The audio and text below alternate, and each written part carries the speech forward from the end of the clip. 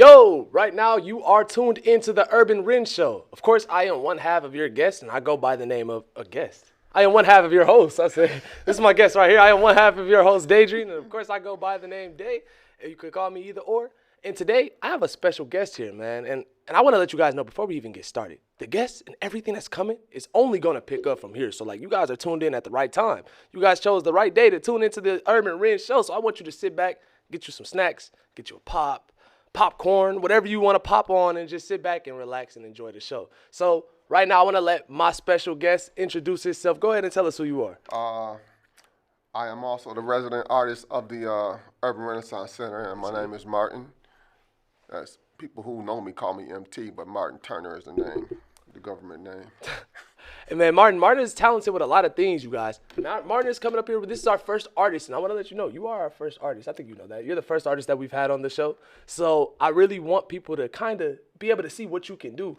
You left us with the gift of the first dog on the show. I did. You That did. was the first time. So what are you gonna be doing with this buddy? I'm gonna right do a here? little brief sketch of this dog here, so you can see how the magic unfolds. Oh, you gonna draw it out for us Yeah, on the show? yeah. By the time you're done with the interview, there's gonna be a dog on your paper. There will be. There's not a dog on your paper right now. Everybody can look. There's nothing on there. That's a blank canvas. So all right. So hopefully we gonna see your multitasking skills, man. Cause I'm gonna be talking to you. You're gonna be drawing. Okay. All right. So we gonna see what you can do. So first off, man, just tell us a little bit about yourself and what you do. What does Martin Turner do? Well, I am an artist. I am the resident artist at the URC. There's Urban Renaissance for you people who haven't been following us here. Initially, my job was of the safari, but my skills are far more vast than just making animals and so on and so on. So I intend, as we are here, to also open up a couple classes here for y'all can get down with us also. How long have you been doing art? Since I was 4 years old. 4. Okay, that's good. And what would you say your biggest accomplishment is in art, like or in anything? Tell us about an accomplishment that you would want to let everybody know about. Well, I did a sculpture a few years ago, and it was basically I call it imagery, and it was of a man emerging from the side of a demon, basically. Okay. And when I did that thing, I just did it just screwing around. And it was always surprising to me all of the different interpretations that came from that one piece. People made it political, they made it spiritual, they made it religious, you want to call it, but I was just thinking about, at the time, a certain individual was our president. I'm not even going to mention his name. But that was a divisiveness in the community that kind of struck me.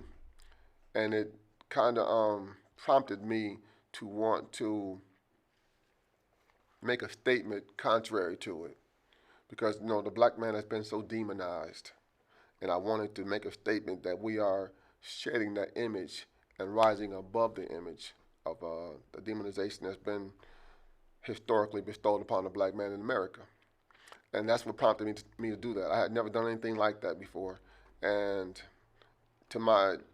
to date is my greatest accomplishment because it prompted so much discussion and so much dialogue. And that's crazy because you have to be thankful for art, man. That's what I always say. You have to be thankful for it because it's like there's a group of kids right now that really don't see, they're like, I can draw or I can do things like that, but I don't see how I can affect the world with that. You know what I'm saying? And you just told us right here how you did it and some of the steps that you do. Tell us what you do. What are some of the impactful ways that art can change things around you? Well, before we had the internet, before that was Google, before that was Instagram and Snapchat and all that stuff, the main mediums for art was actual live art, going to the museums, going to galleries and things like that. And what people don't realize about art was the main mode of communication at one time. It was how they conveyed politics. It was how they conveyed religion, so on and so on. So today we have billboards. Right. Today we have the internets. We have commercials and the other mediums like that on TV. But back in the day, art was how the visual imagery was how things were conveyed. And they had a very profound effect on society, because if you knew how to control art and the visual images, you could control not only the narratives, but the mindset of people. And that's how important art still is to this day. Because people don't think about the internet as art, but it's an art too. Right. People don't think of Snapchat, things like that. Okay, so you get into art at the age of 4. You obviously have that's you know that's a lot of experience. How did that go? How do you discover art? Like, was it school? Was it? No, I wasn't attested to my advancement on the test was too much that I couldn't attend preschool.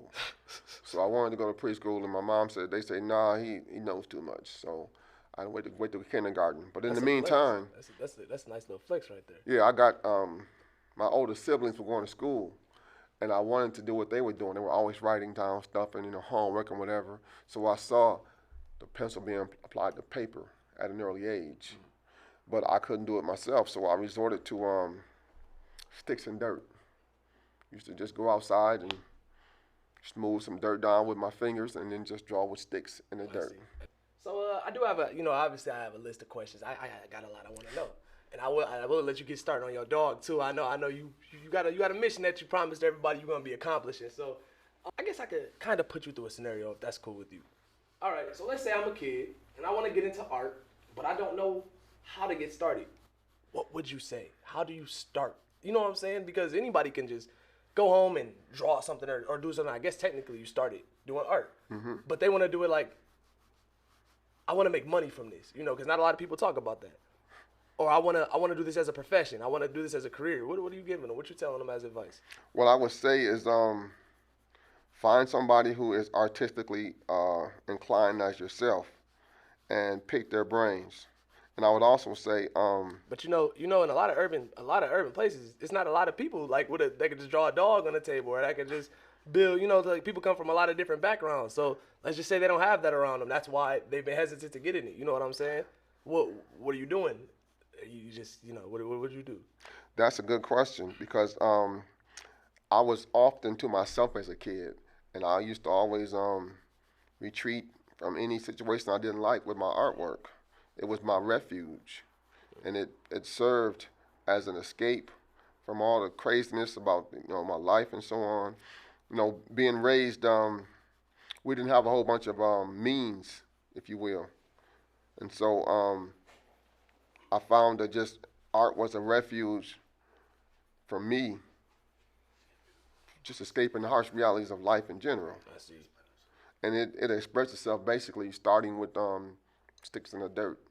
And I remember one day being at my mom's feet while she was hanging laundry, and she looked down at what I was doing, and she realized I wasn't just playing in the dirt like she always thought I was. And from that point on, she started providing me with paper and pencils, and that's how I literally got started with the art thing, from just drawing in the dirt. But I would say, if you are artistically inclined, try and get as many people exposed to what you are doing as possible. Right. Because what will happen is the right person will see what you are doing and see that you have some basics, some skills. Oh yeah, right. And eventually, that's what happened with me. They will invest into you also and put you on the right track. I see, and that's I want to add on top of that too. That's really important because you always feel like, if I do this or do whatever, especially being a musician, if I make a song and it doesn't blow up right away, that means I just flopped, or that means I just did that.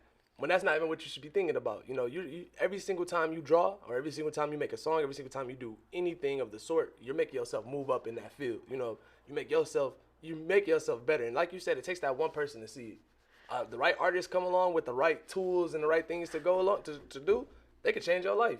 The right person hears the music, the right group hears the music, they could change your life. So that would probably be, I would add on to that, and I would definitely say, just if you're watching this and you are kind of thinking of that, like, I got to tell it might not necessarily be art, it might not necessarily be anything, it might be something personal to you, just keep doing it. Keep doing it, and think of a way that you can do it on an even bigger scale, because you got it, and you can get it done. Now, Martin, you like the NBA. I do. You like the NBA. You've been watching some of it a little bit, the playoffs and everything like that. I have. Okay. Now I want to get into it a little bit. So obviously, and I'm not trying to shoot any shots, but I think it's pretty obvious we come from two different eras. I think two different generations, But that's the good thing. We can get two different mindsets onto one table. What era of basketball was better, yours or mine? I'm talking the Bulls. We can go Bulls. We can go Jordan.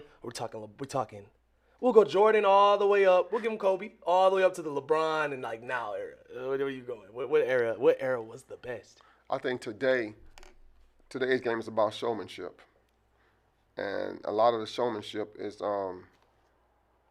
pretty much. I mean, the creativity is off the charts today. But I grew up with what we call meat and potatoes. What you mean by meat and potatoes? Pure basketball. It was all fundamentals. Right. It was there was a lot more grittiness, and in my opinion, basketball was more passionate back in those days. It was more passionate. Ooh, okay. There might be some people out there like passion. We seen Joel Embiid cry after he lost before. That game buzzer beater shot was from the corner, and those tears dropped instantly before the ball touched the ground. I don't consider tears to be passion. I consider those tears to be the result of having a coddled generation who always have things going their way, and they don't have a means of coping when it doesn't go their way. That's how I interpret that. I mean, when I look at passion, that was a hard game. That was a game 7 lost by a buzzer beater shot. I think I would cry. I'm not gonna lie. I think Jordan would cry. I think a lot of people would cry. You know what I'm saying? That's I don't know if we could diss the whole generation over that. That's wins and losses to me. Wins and losses. Yeah. When Isaiah Thomas sprained his ankle in 1988, and ankle was like tennis ball in his sock, and then he scores the most points in a quarter ever. After that to me was passion. When you are putting your very health and livelihood on the line because you are such a competitor, that's passion. Who was your favorite player growing up? Doc. Okay. I was a Doc fan because Doc always exhibited class, extreme class. I used to watch that dude have the best teams. For those of you guys who don't know who Doc is, that's Julius Erving. It's a lot of people that don't necessarily, People don't even realize that without Doc, there is no LeBron, there is no Michael Jordan, no Dominique Wilkins, or whomever you want to call it, because Doc was the first person who took creativity from the streets and took it straight to the courts. And then he modeled this game in such a way that its fundamentals were still a part of it. He just had a flair and a charisma that was unheard of back in those days. I'm not gonna lie though, I hear what you're saying. I definitely do like Julius Erving. That's the like you said, that's the Doc. But I don't think we can say that just when they cry on the court. That's soft. They don't be doing that all the time. You still got dudes like Giannis dropping 50-point triple doubles. You got Jason Tatum did it last season. You got you got players like we'll keep it talking about recent. You got players. You don't see a player like Jokic or a player like somebody Joel Embiid surviving back then. You don't see Giannis. I don't see them flourishing like they are right now because the purity of sport back in those days wasn't always linked to athleticism. It was basic skill set. And I see a lot of these guys today who are simple things like shooting free throws. They can't do that. That tells me you didn't really polish your game up on the lower levels. You didn't learn fundamentals. And then I watch how so many guys ball watch. And there's like no movement off the ball hardly on the court. That's what made the Golden State Warriors so special. They had all this off the ball motion. That's true. They all moved backdoor screens. And you couldn't focus on one player without getting burned. That's true. That to me is basketball in its purest form. And everybody wants to dunk nowadays or shoot 40-footers. And to me, that's kind of denigrating the game, and it's making it more of a circus show where you're entertaining somebody. Because, when I see little kids doing that to this day, right. And I'm like, you do understand this guy has shot thousands of these shots. So the little homies definitely pull that 3 from half court. Thousands. As soon as they get the ball. And to me, it's denigrating the game because of that, because they make this difficult task look so easy that it belies the work involved with attaining that level of accomplishments. But that also kind of like it kind of helps their skill like a little bit when you think about it, because they are practicing these half-court shots and all that stuff, but kids are coming in like stupid skilled. They coming in high school more skilled than some of the people on that D1 college team. They already said, as far as with the players and things, they are more talented than they ever have been. But I do understand what you're saying. I definitely gotta agree with a little bit what you're saying. I see some of those videos of these dudes, and they look like they eat bricks.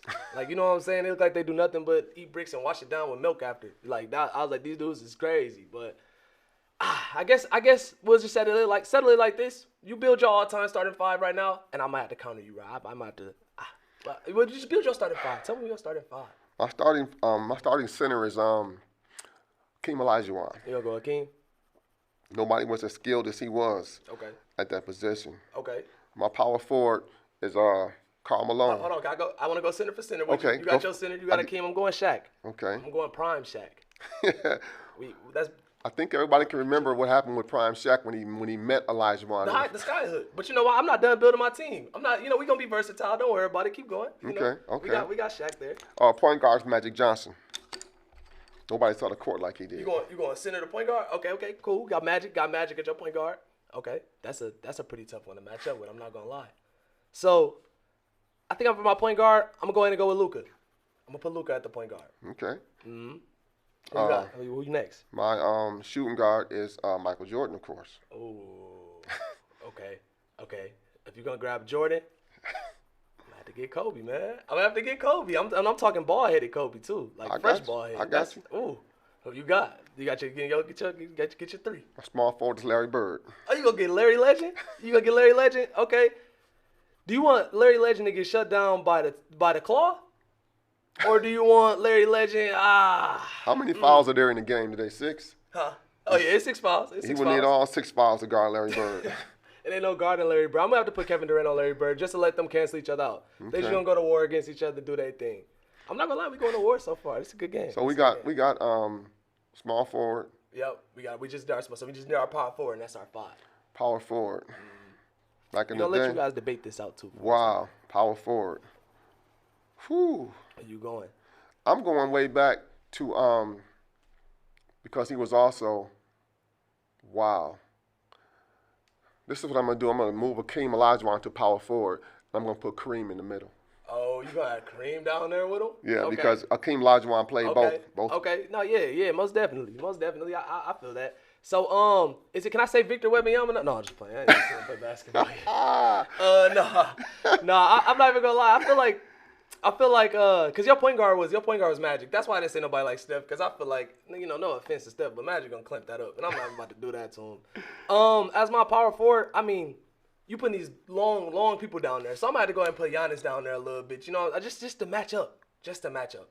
I just have to throw Giannis and Shaq. It's not a lot of shooting going on down on that court, but that's a lot of defense. Okay. That's a lot of clamps. That's true. That's a lot of blocks. So my sixth man I'm putting on there is Kevin McHale.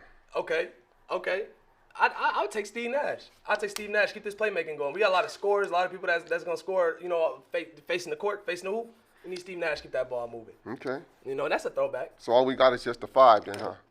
We don't have the whole squad. We just going with the 6. Oh, because from there, you guys are gonna let us know who won. If you guys, I'm sure you guys know who won. But no, I'm playing. That's a good game. I'm not even gonna lie. I can't take nothing from nobody. So that was cool talking a little basketball with you, Martin. You definitely got your chops in the basketball. You said you're more than just an artist. That's what it's about, man. Yeah, that's cool. That's what's up. I didn't expect you to go that deep with it. So, speaking on sports, I could tell it had kind of an impact on you growing up. What impact did sports play into your life, or how did that affect you, if any? Well, sports taught me to be sociable, because growing up I was kind of an introvert, and I had a really bad stuttering problem, and I was kind of socially inept, and sports kind of forced me out of my shell, and it kind of boosted my confidence as well. I see. I agree, man. I said the same thing. Sports definitely changes lives. It keeps kids off the streets. It does a lot of things, man. I feel like, I don't know, I want to find a way one day to just be able to mix entertainment with, I want to do something with basketball. Like, I don't know if you guys know, but I played basketball growing up, and I stopped just because, until you go out there and, like, you get invited to a college, or you play something, like, you play a little bit at that next level. Like, I played in college camps. I did that. You learn that next level for real. And these dudes, this is like, you know what I'm saying? This is what they do, and this is what I do. Like, you feel like, oh, I do it for real too. But it's this one little difference that you can't really put your finger on. I give buckets. I would give buckets to anyone watching, and to you, sir.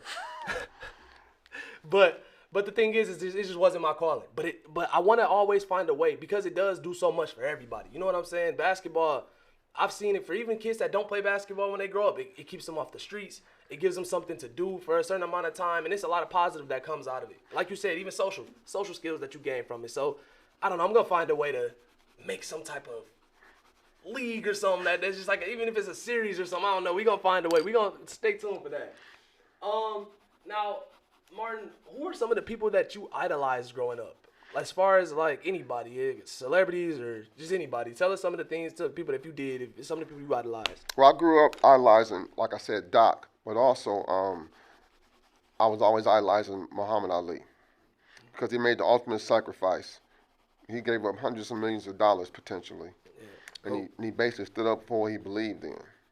Even though I wasn't a Muslim and I didn't subscribe to his belief system, I had to respect somebody who's I don't know how you would say it, who personal belief system transport. I don't say transport. They it's hard to really put it in words. They transcended what he believed. What he believed transcended what he did, and it's like what he believed was like what he is. He was not just a boxer. He was a man, and his belief system kind of defined that. Right. And to see somebody that principled, like he was, to watch him straight shoot and talk, he wasn't the most educated individual, but when he was put on the stage, he always acquitted himself quite well, even with some of the biggest minds of the time. And I said to myself, that was showing me the confidence that he gained from his religion. Yeah. It was amazing. So, and Muhammad Ali, that's the GOAT, in my opinion. Muhammad Ali had them hands. So I just want to say, did Muhammad Ali in any way inspire you with your art? I know you made a statue of Muhammad Ali. I did see your statue. You handcrafted the statue of Muhammad Ali. Did anything about him kind of help you get into art? Again, because the way the system was basically stacked against him, and how he succeeded against basically all odds, that was something that let me know, as a kid growing up, that if I just kept doing what I was doing, eventually I'd be rewarded with it. Right. So was there any artist or anything that you were looking up to growing up? Anything like that, as far as painting or drawing or anything like that? There was a guy named Art Gathright. When I got to high school, I saw one of his paintings, and it just blew me out of the water. I haven't been able to find any of his work since, but he did a album cover, and he put it on canvas, and it looked exactly like the album cover. It was a Brothers Johnson. I think the album was Blam, and he did it exactly. And then I saw another thing that he had drawn that was like of the city of Flint, but it was like from an aerial view, and it was pen, and the detail was just ridiculous. And I don't even know how long he invested in that, but it made me think that art is a journey. Yeah. And it's a process. Yeah. And that inspired me to want to learn that process. No, that's dope. That's what's up. And he did it for the city of Flint too. Did it for the town, for the city, man. Shout out to Flint. You got to see what's on my hat right now. So what projects let me say it like this. What projects are you working on, if you do have any upcoming projects? And can you tell us like just a little bit about it? And we kind of want to know about one that you haven't done, but just a project that you have upcoming and that you just kind of want to let us know about. What project are you the most hyped up about right now? Clarissa Shields. Oh shoot, that's a big name right there. Yeah, I haven't. Still in the planning process, but I want to make sure that it does her justice. So I'm not gonna really do it hastily, but I've been planning, and this is where I think my college education comes in, because a project of that magnitude requires that you basically engineer it. It's almost got to be engineered, so that you don't get right in the midst of it and get stuck. Can you give us a little sneak of what the project's gonna be about? It's gonna be a sculpture. Oh, you doing a sculpture? Yes. Ooh, I mean, you got Muhammad Ali done, and I'm not gonna lie, that looks good. So I believe in you. I think you can get that done. See, the thing about it though, I've never met Muhammad Ali. Exactly. And I've met Clarissa Shields. I'll say thank So, you next one. so there's an added pressure Right. to not only get it right, but to make sure that when I'm looking at that statue, that she's staring back at me. Right. Because if she's not, she's gonna give you those hands. If she's not looking right, bro, if that statue, if the nose is up here, it's hands. Well, the pressure is from myself more so than her, because it's not that I want to do her justice, but it's a challenge to me. Always a challenge to me when I do somebody that I know, that I make them, that I do them justice, basically. Right. Right. Then that's how it should be. Shout out to Clarissa Shields. We'd love to have you on here too. Of course, anytime. You were talking about working at the URC and just being at the URC. Tell us, what does the URC mean to you, man? It's an outlet. It's the ultimate outlet for my expression, for my creativity. It was an opportunity that like none other that I've ever had before. Yeah. When I first met Pastor McCatherine, and he was telling me about how our spirits connected and so on. I'm like, if you want to call it that, but there was a degree of chemistry that I experienced with him that I hadn't experienced in years. Yeah, man. Shout out to Pastor McCatherine while you're talking. I just want to throw that in there. So I do want to say, like, the URC, it's growing fast. I know you guys have probably seen some of our former episodes, and we were just talking about the things that was coming. It's happening, and everything is really shaping quick. So I want you guys, just while we're talking about it, to get on board, find a way. Go to the website, look at what we're doing. Go to the Instagram, our different social media forums. Check us out, man. It's really accessible, and we really want to find a way to change some things up around here, and if you wait too long, you don't want to wait too long. I mean, Martin, you don't want to wait too long. You don't want to wait too long. Martin's here first every single day. And if you guys don't believe me, like, Martin's here first every single morning. Like, all right, so where do you see the URC going within the next 5 years? And tell us a little bit about what you plan on doing to help it get there. I see the URC being an international entity, not national, but being having a world impact. That's what I look at. I look at not just the art, but the personalities. And I see the URC as being as widespread and well known as the Boys and Girls Clubs are. Yeah. When you hear about celebrities who are saying that I am what I am because of the Boys and Girls Club, Right. I see this offering the same opportunities for the community. I see it offering outlets to get stuff done, to become recognized yourself. So you getting it in with that dog right there. I understand. I'm listening. I see it as an opportunity that we just simply cannot let fall by the wayside. No, yeah, most definitely. What do you see yourself bringing to the table within the next 5 years here, if you could just think of anything? Just the enthusiasm, the creativity, and the unbridled support. Yeah. I don't see this as some fly-by-night venture, but I see it as a long-term proposition. That's true. That is going to not only impact myself, but the city of Flint, and put us back on the map. Yes, sir. Something other than tainted water and crime. Yeah, man. That's all they seem to be thinking about, the city of Flint nowadays, that is crime and woe is us because we got tainted water. Yeah.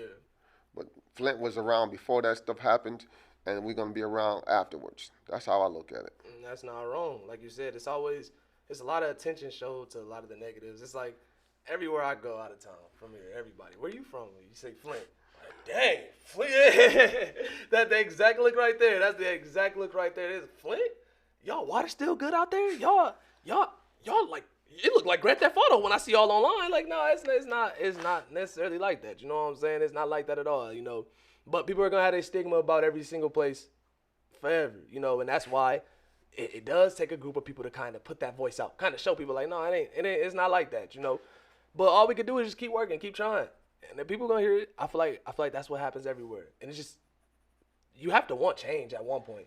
You can't be stuck being stagnant, like stuck being in, I'm doing okay, I'm doing fine, everything's all right. Like, my streets are all right. Now I want those streets fixed, you know what I'm saying? Or you never will be okay just living and just getting by.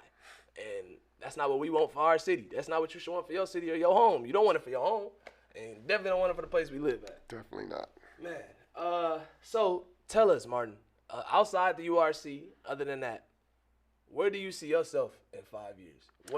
Tell us some goals that you got for yourself. Kind of give us a little detail. If you could jump in the future and kind of throw in some scripts into your next 5 years, what do you want for yourself?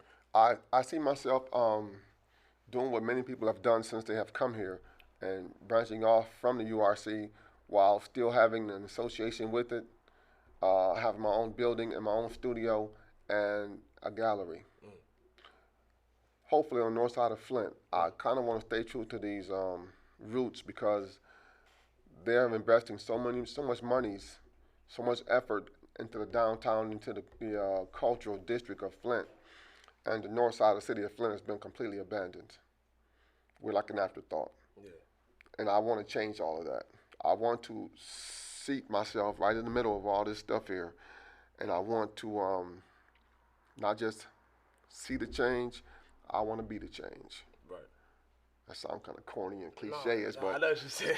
Say, I wanna kind be of the what I change. want to do though. Because I mean, every movement, every change that we've had in our societies has started with one person and an idea, and just a dogged refusal to accept the status quo for what it is. And I don't. I mean, when I was raised in the city of Flint, we had a ball coming up. Yeah. I look at the city of Flint and the state it's in right now, and sometimes I want to shake my head like, how did this happen?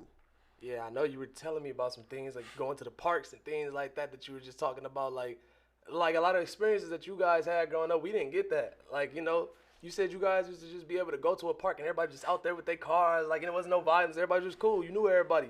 Now it's like, even if you don't got a op or if you don't have ops or things like that, you know what I'm saying? Or if you don't have anybody that's necessarily against you, you can just be at the wrong place, the wrong time nowadays. And that's what we really got taught from a very young age. Like, just don't be out there past that time. Don't be out there past that time. Yada yada. Because them one boys be out there. Like you you can get caught up into stuff so easy now. You know what I'm saying? And I know it's always been like that in a way, but it seemed like from listening to you talking, what you have been telling me off camera and things like that, it seemed like the city was way more inclusive. There was a lot of things to do. It sounded like a smaller version of LA in a way. You said there was people doing this down here, and the talent didn't go away. The personalities didn't go away. It's just the opportunity did. Well, I think that the city of Flint and the way it is right now didn't happen in a vacuum. Yeah. I always look at every situation, every predicament as, I mean, they all have cause and effects. Cause and effect is a fact of life. Nothing happens in a vacuum. Right. Whether or not it was purposely done to us or whether or not we just dropped the ball, you can debate that till the cows come home. But the bottom line is cause and effect. Right. And it happened in small increments that was so gradual that we didn't see it until the change was so stark that we like can't turn back now. Yeah. And that's how I look at it, as the change has to be happening in reverse. Like, how do we get out of that? How do you know what I'm saying? It's Small steps. yeah. Gotta take small steps. And the one thing we have to have that nobody seems to be wanting to assume is the leadership mantle. Everybody wants to be out front, but most people don't understand that leaders are very seldom out front in anything. Leaders are usually pushing from the back. And when you think you want to be out front and want to be the face of change and everything, chances are you're not willing to do the legwork and the groundwork that really affects change. So when you want to be that guy and if you want to be important and you want to be that spokesperson, chances are you're not willing to do any legwork. That's why you're out front, because you have allowed, you might even have some skillful vocals, whatever. You're a skilled orator. That does not make you a good leader. Right. If your character is abased, for those who don't know what that word means, that means you're down low. If your character is abased and you have no strength of character, you aren't willing to do the legwork. You want to see the wagon already rolling and just jump on and go for the ride, but you don't want to be that one that pushes the wagon. And that's where our leaders are sorely lacking to this day, because most of our leaders, let's face it, they're not born and they're not chosen by us, but they're chosen by people outside of our communities. Yeah. And they're appointed as leaders because they have a certain charisma, a certain personality that's, whatever, but that doesn't mean they're a leader. And I want us to understand that leadership comes from the back, always from the back. It never comes from the front. That leadership moniker, it's just that, to me, it's just a name. Right. And it means nothing to me if you aren't putting the work in, if you aren't behind the scenes, if you will, doing the little small things that cause an effect. You're not wrong. That's my take on that. Hey, I 100% think it does all start with leadership.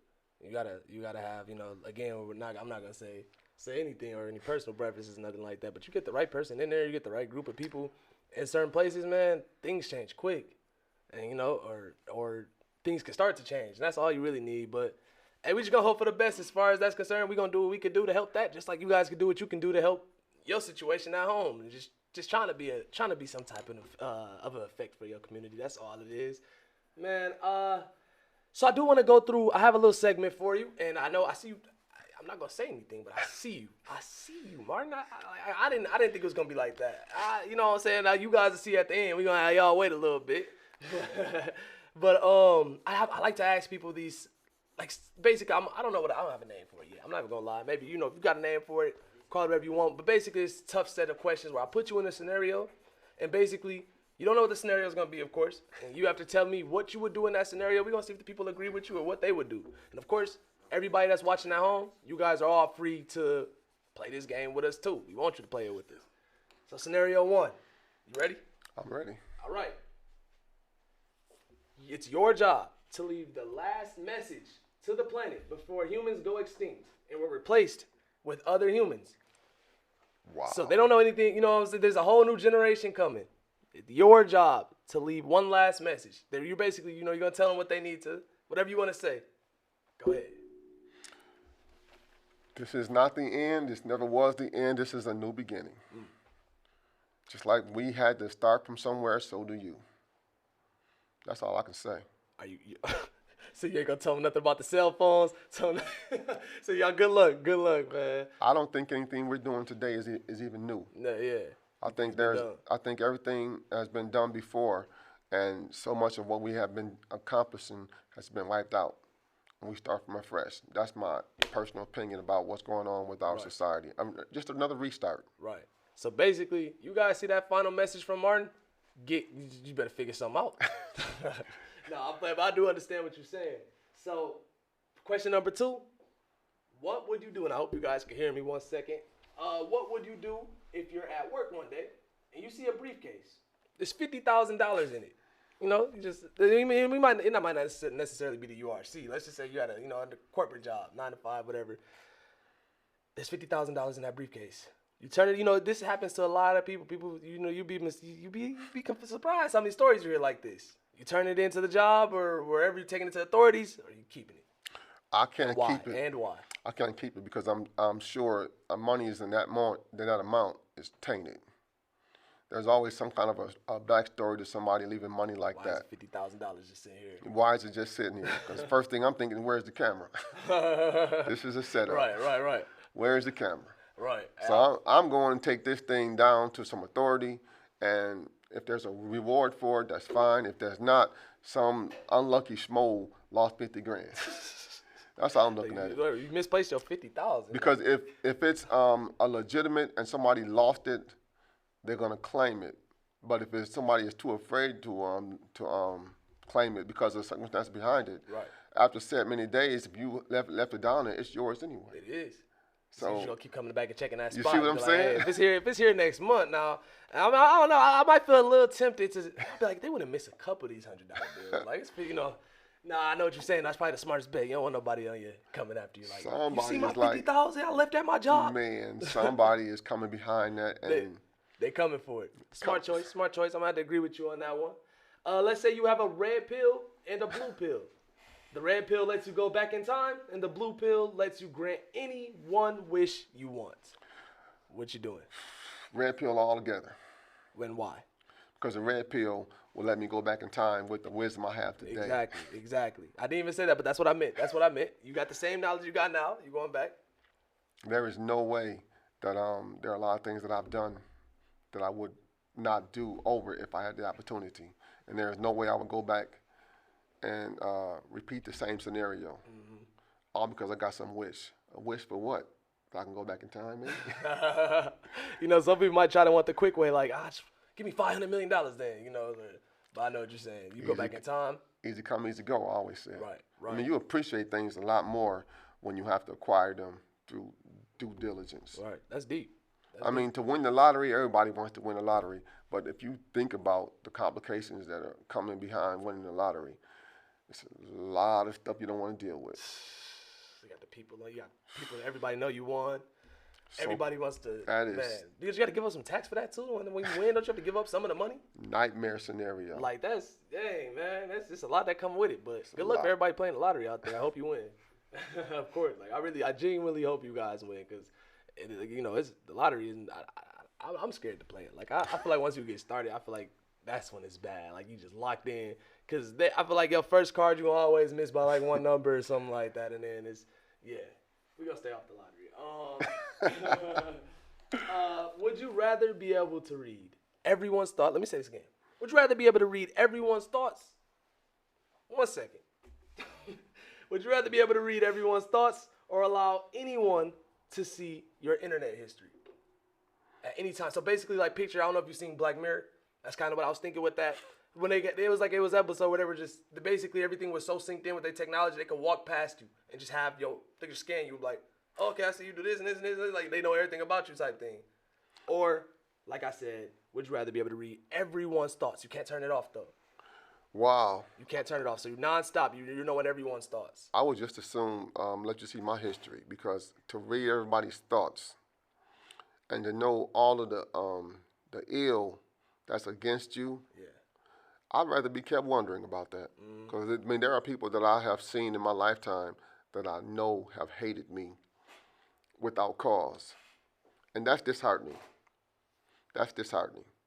I mean, everybody got some little stupid things you might have did on the internet, but that is what it is. Yeah. I mean, the thing about the internet is if you brief through some embarrassing stuff, that's what it was. If you stayed on it, that's when you. Yeah. That's a whole different story. Literally. But to have people and to read people's thoughts, that is a power I would not wish upon my worst enemy. It seemed like you would go mentally crazy. You know, you just nonstop. That's a scary power. You go in a store, you just hearing all these thoughts of people that wasn't raised like you. You know, they don't think on the same level. They don't think in the same thing, same way that you would. They might be thinking some crazy stuff. Classic example is that movie Bruce Almighty, when this guy assumes the mantle of God, and he's always thinking about the privileges, but none of the responsibilities that come along with it. So here you are listening to all these people's prayers and stuff. Right. Would drive you crazy? I would think unless you had and you don't, you probably think you do, but if you had the mental wherewithal to be able to tolerate so many people's quirks and idiosyncrasies. There's somebody out there like, I can do that. I'll be fine with reading everybody's thoughts. Nah. Because it's like, you thinking on terms of if you go into somewhere, I wonder what the code of the safe is. You say it out loud, and then you just start hearing it. Hey, yeah, you gonna have that, but you also gonna have every single other thought walking out of there too. Like, that's like you said, there's some dark people in the world, man.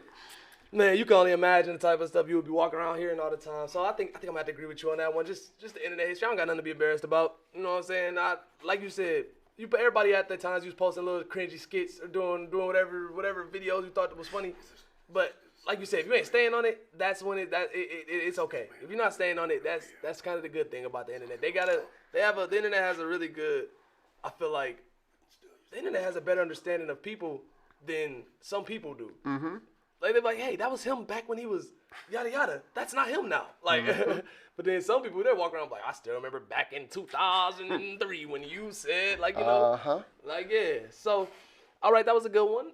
Let's get into the next question. Would you rather give up AC and heat for the rest of your life, so you can never use AC or heat, or give up the internet for the rest of your life? Internet. You giving up the internet?